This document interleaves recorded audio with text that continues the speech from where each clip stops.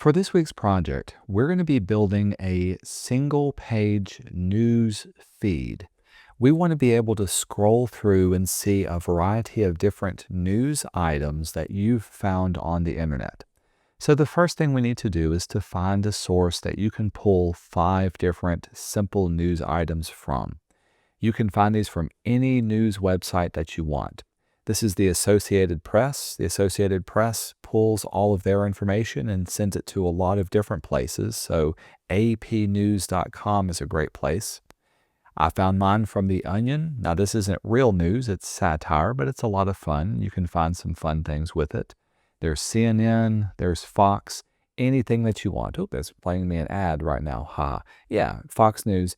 Anything that'll give you a picture, headlines, body copy, and a date that you can use inside of yours, I'm okay with that. We're looking for 5 different news items. They don't all have to be related, so in other words, they don't have to be all sports or all politics. You pick and choose. Now, once you've got all 5 of your news items that you can pull from, I want you to build this interactive design for an iPhone. So when you set up your design for whatever frame you're working on, in design mode, make sure your frame reflects one of these iPhones. I'll let you pick and choose the one you want. I chose the iPhone 17 for my layout. This will give me a nice fixed width, but remember, if you're going to put content that's scrollable, make sure to increase the height of it so that everything fits inside of the frame. Speaking of fitting inside the frame, all of your news items need to fit inside of the frame, just like we set it up in the exercise. Everything needs to be inside of a frame that automatically flows inside of here. This will give you the ability to move things around.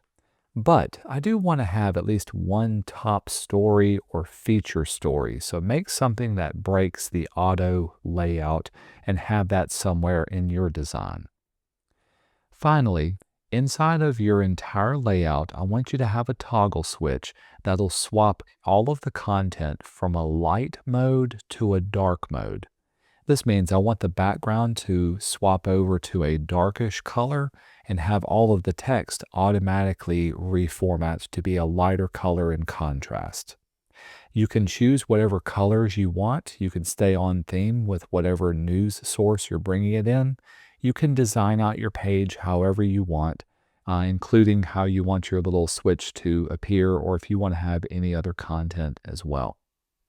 When I go into prototype mode, remember, because you designed this for an iPhone, make sure your prototype settings reflect that as well. So I chose iPhone 17.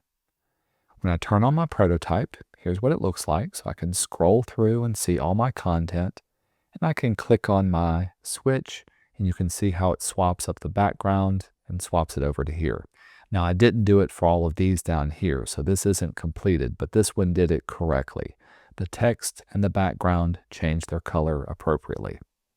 And again, you can design this however you want it to look. It does not have to fit the same look and flow as my design. Yours can reflect where you get it from your news source, or you can make up your own news source. When you're finished with this, save your design as a Figma local file and upload it to the Canvas page for this week's project lesson.